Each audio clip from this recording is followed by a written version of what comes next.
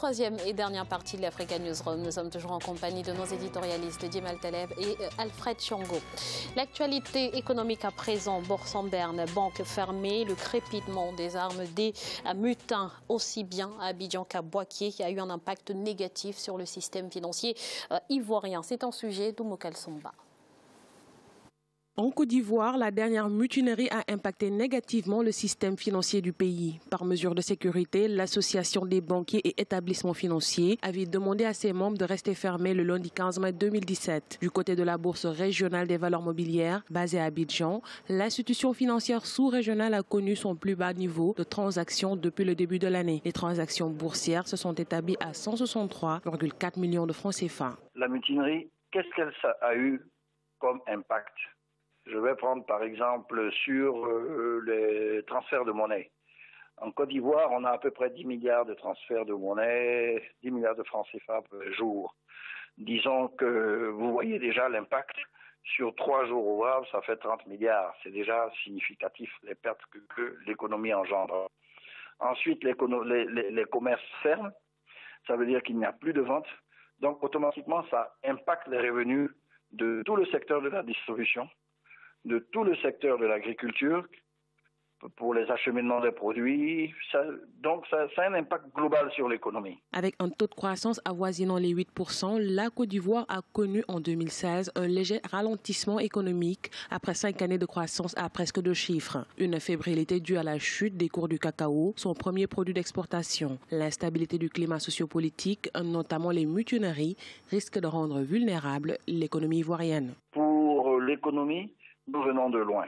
Donc, dès l'instant où l'indice sécuritaire est atteint, ça a un impact significatif sur n'importe quelle structure financière internationale, la BAD, comme la BRVM ou comme les grands groupes industriels.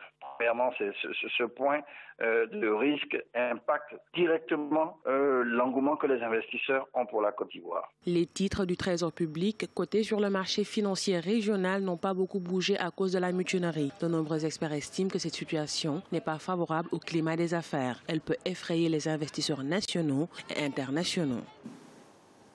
Alors Alfred, la Côte d'Ivoire vit une situation économique assez difficile avec la chute des cours du cacao et cette mutinerie finalement n'arrange rien. Non, Graziella, ça n'arrange rien. Je pense que ça n'arrange rien parce que le pouvoir ivoirien a très mal géré ce cas des mutineries. Si on veut créer une armée républicaine, on ne tolère pas des actes justement d'insubordination. Alors pour vous, dès le départ, il aurait fallu tout de suite être ferme. Être sévère pour ces va-nu-pieds qu'on a voulu intégrer dans l'armée. Et malheureusement, on n'a pas su les réformater ou le réformer moralement et puis intellectuellement pour qu'ils comprennent qu'ils sont au service de l'État ivoirien, qu'ils sont au service du peuple ivoirien, qu'ils sont au service de la Côte d'Ivoire. On arrive à ce genre d'extrémité. Dès le moment où vous cédez une première fois avec des gens comme ça, vous céderez une deuxième fois, vous céderez une troisième fois. Malheureusement, le pouvoir ivoirien actuel n'a pas compris cela. Il aurait fallu être ferme. Ce n'est pas parce que ces gens-là ont aidé Alassane Dramane Ouattara aujourd'hui à accéder au pouvoir qu'il faut leur céder à leurs caprices. Et donc, du coup, leurs coups de force multiples à Korogo, à Daloa ou à Boaké, à Abidjan, ça fait quoi?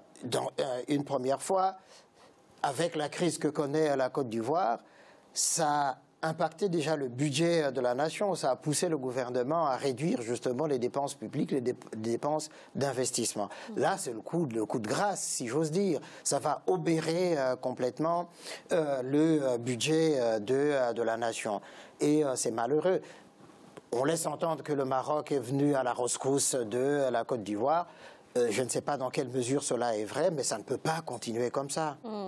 Parallèlement, Djemal, les investisseurs sont de plus en plus frileux. Quelle stratégie doit adopter le gouvernement ivoirien pour rassurer finalement et maintenir le cap au niveau de l'économie? C'est une équation compliquée pour le gouvernement et je me garderai bien de leur donner le moindre conseil parce que je n'en ai aucune compétence. En revanche, si j'étais un investisseur, Je regarderai la Côte d'Ivoire, c'est l'économie la plus importante après le Nigeria de l'Afrique de l'Ouest. C'est un pays qui a un potentiel énorme, qui a un passé énorme et qui est capable, sans aucun doute, si je devais gagner un peu d'argent, d'avoir un taux de retour sur investissement assez important. Sauf que si j'étais le même investisseur, je ne mettrais pas un copec dans ce pays pour des raisons évidentes. Quand j'investis, j'ai besoin de stabilité, j'ai besoin de sécurité, j'ai besoin de climat serein des affaires. Or, tout ça, malheureusement, aujourd'hui, pardon pour la phrase triviale, a foutu le camp. Et donc, ce pays connaît aujourd'hui, alors même que l'année dernière et l'année d'avant, on le citait un exemple, parce que la croissance approchait les 2 chiffres, on le citait un exemple comme pays émergent sur notre continent. Et donc, on le regardait, et encore, je ne sais pas en Afrique centrale comme ce qu'on en pense, mais nous, en Afrique de l'Ouest, on regarde ça comme la locomotive. Et donc, la Côte d'Ivoire est le pays espoir, parce que quand il va bien, on va bien, et quand il va mal, quand il éternue, on tousse. Et donc là, on est tous en train de tousser dans ce continent, sur cette partie du continent, parce que la Côte d'Ivoire va mal. Elle va mal, que faire? Que faire? C'est une réponse malheureusement politique, elle ne peut pas être économique, elle est d'abord politique. La réponse politique, c'est de faire en sorte que l'armée soit de plus en plus armée et de moins en moins rébellion, que la rébellion, comme l'a dit Alfred hier, qui était une rébellion, essaye un tout petit peu de porter les habits d'une armée, qu'elle comprenne que les primes versées aux uns et pas aux autres n'est pas possible et que on me dit que l'État ivoirien n'est même plus capable d'honorer ses engagements de cette année. C'est-à-dire que jusqu'à l'année 2017, c'est déjà terminé. On est probablement en train de rogner l'année présente. Pardonnez-moi, Djemal, pourtant, le gouvernement un accord a été trouvé et les mutins vont être payés. Ça veut dire qu'il y aura des coupes dans d'autres secteurs? Non, évidemment, un accord a été trouvé déjà une première fois. Et ils ont attendu la deuxième phase de l'accord qui n'est pas venu. Et d'ailleurs, c'est parce qu'on a annoncé qu'ils ne venaient pas et qu'ils allaient renoncer à cette partie qu'ils sont sortis. Là, on a trouvé un nouvel accord, parce qu'à chaque fois, on voit à coup de milliards de CFA qu'on n'a pas essayer d'acheter la paix sociale. Le problème, c'est que c'est de la rustine. C'est, comment on appelle ça, la politique de l'Autriche. Et donc, la politique de l'Autriche a forcément une limite. Là, la Côte d'Ivoire vient de mettre sur le marché des eurobonds 1 milliard, me dit-on. Ils vont aller quoi? Dans la poche des militaires, parce qu'on a besoin incessamment et tout le temps d'acheter de la paix. Ça n'est pas possible et donc on ne peut pas gérer un pays. L'espoir placé en la transition de 2011, enfin, ce qu'on appelle comme ça, moi je fais partie de ceux qui soutenaient plutôt le président Gbagbo, mais en tout cas l'espoir qui a été mis par beaucoup de mes amis est totalement déçu et la rébellion, hélas, ne l'a pas fait. Vous savez, dans l'histoire des rébellions, on n'a jamais construit un pays comme ça. Souvenez-vous l'Afghanistan, le général Massoud, souvenez-vous dans toutes les rébellions, on a toujours une difficulté, c'est que nous ne sommes plus capables de les gérer. Et au Congo, je ne vous dirais pas le contraire. C'est-à-dire que quand vous arrivez au pouvoir, vous considérez que vous avez une prime, et cette prime-là, vous la faites tout le temps. Le problème, c'est que quand vous déposez les armes, vous n'êtes plus rien, et quand vous avez les armes, vous considérez que vous avez un pouvoir. Et pourtant, tant que vous n'avez pas déposé les armes, l'idéal pour lequel vous vous êtes bâti ne se réalisera jamais. Alfred, très rapidement. Très rapidement, dire simplement que il faut que le gouvernement ivoirien sache faire preuve de fermeté face justement à ces 8000 et quelques anciens rebelles qui sont dans l'armée. 8000, c'est énorme, Alfred. Je n'en disconviens pas. Je n'en disconviens pas. Mais comment veux-tu faire? Quand on les vire de l'armée. L'armée ivoirienne aujourd'hui. Ils sont l'armée. Mais le reste de la troupe peut les contenir. Mais ça veut dire que tu es prêt à créer une guerre civile. Parce que tu veux créer une guerre civile. Voilà la raison pour laquelle. Évidemment. Voilà la raison pour laquelle ils sont en train de refaire la même chose. Mais bien entendu. Chaque fois, alors que la population, non, c'est pas recréer la guerre civile, parce que contrairement à 2010-2011, aujourd'hui, tout le peuple ivoirien dit en a marre justement de ces anciens insurgés qui sont en train de perturber la stabilité, la paix, la tranquillité. Mais sauf que les vœux incantatoires, c'est bien, Alfred, sauf que ceux-là sont 8000 soldats armés jusqu'aux dents.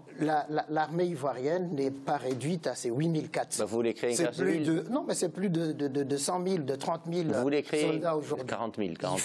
Il faut justement sévir pour éviter justement que ça ne se répète. Puisqu'au fond, là, c'est soigner une jambe de bois avec un cauter. Et sauf puis que, après, Alfred, on en aura fini. Là, aujourd'hui, si le Maroc n'a pas volé au secours de la Côte d'Ivoire, on en serait encore à la crise. Mais demain, le Maroc ne va pas encore réinjecter des milliards pour ramener la paix. Sauf que Alfred, tout l'effectif de l'armée ivoirienne est estimé, me dit-on, à 40 000 soldats. Oui. Donc si vous avez 8 000 qui sont probablement pas les plus faibles, qui sont ceux-là même qui ont participé à la rébellion de 2011 qui a amené Alassane Ouattara au pouvoir, vous voulez les mettre de l'autre côté et leur faire la guerre, vous allez créer les mêmes conditions d'avant 2011.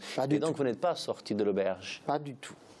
J'aimerais bien que Dieu vous entende. Merci, messieurs, pour toutes ces précisions. On place à présent notre chiffre du jour. Sur les 10 dernières années, les investisseurs étrangers dans le secteur hôtelier nigérian ont enregistré une baisse de 98%, de 45 millions de dollars en 2007. Ce chiffre est passé à 750 000 dollars en 2016.